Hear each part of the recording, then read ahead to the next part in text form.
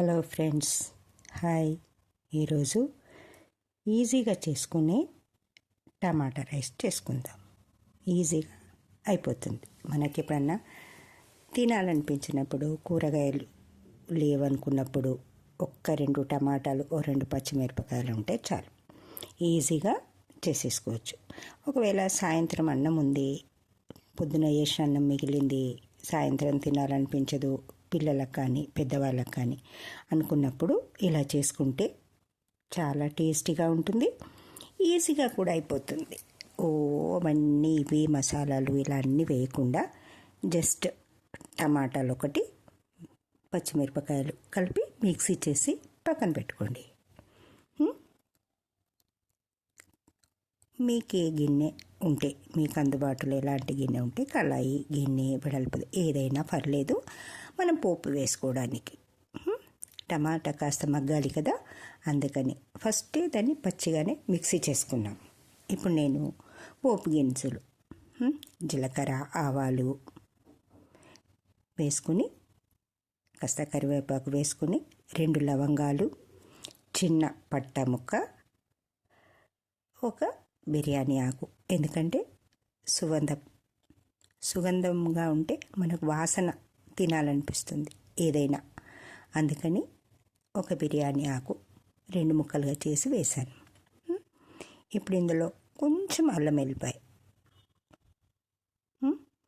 వేసి కాస్త వేగనిచ్చి, అప్పుడు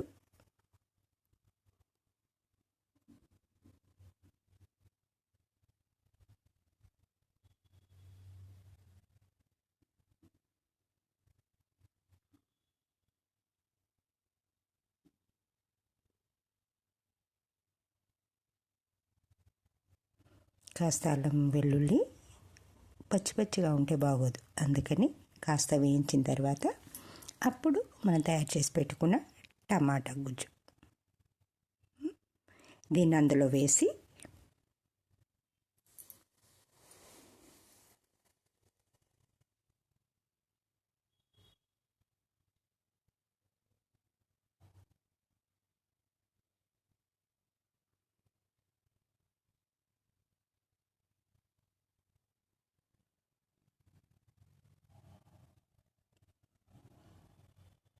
మంట చిన్నగా పెట్టుకోండి, ఎందుకంటే పెద్దగా పెడితే తొందరగా మాడిపోతుంది.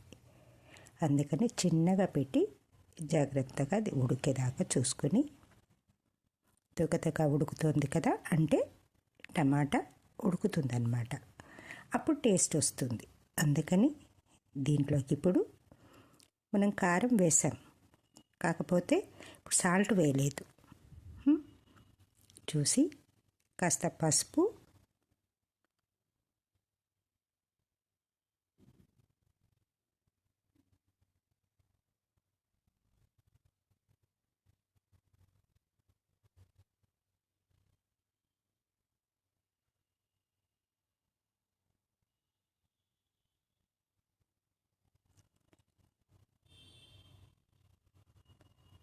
మన అన్నం ఎంత ఉంది,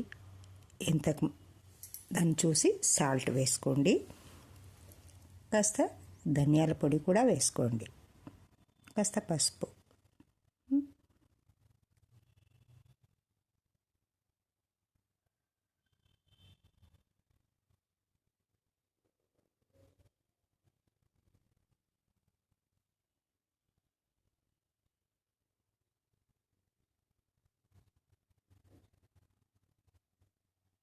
అన్నీ వేసుకున్న తర్వాత మంచిగా కలపండి, ఎందుకంటే అంతా ఒకేలా రావాలి.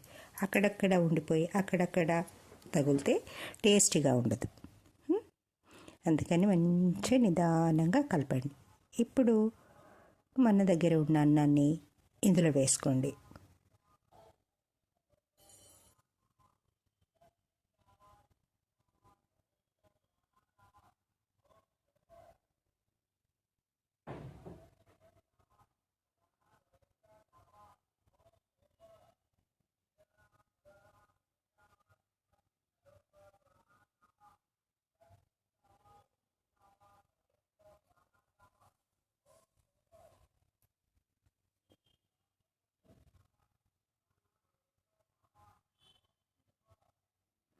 అన్నమంతా కలిసేలా జాగ్రత్తగా కలపండి. ఎందుకంటే బాగా కలవాలి. లేక అక్కడక్కడ కలిసి అక్కడక్కడ కలవకపోతే ఒక చోట ఎక్కువైనట్టు ఒక చోట తక్కువైనట్టు ఉట్టి అన్నం తిన్నట్టుగా ఉంటుంది. అందుకని మంచిగా కలపండి, అంతా కలిసేలా జాగ్రత్తగా కలుపుకోండి.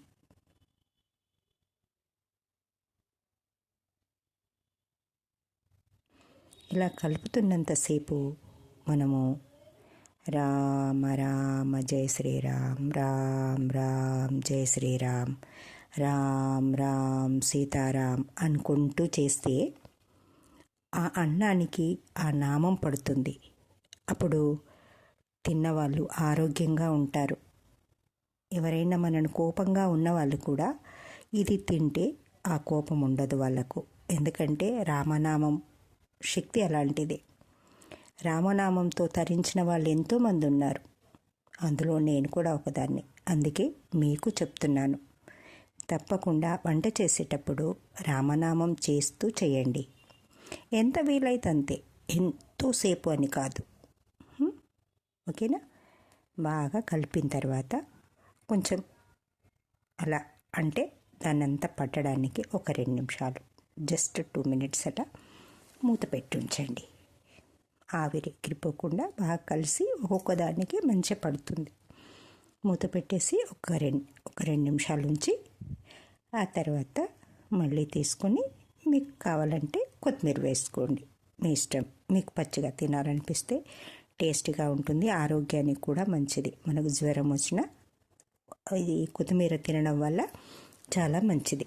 ఓకేనా ఫ్రెండ్స్? మీరు చేసుకోండి, మీ ఫ్రెండ్స్కు షేర్ చేయండి, సబ్స్క్రైబ్ చేసుకోండి. ఎలా ఉందో నాకు కామెంట్ చేయండి. ఓకేనా?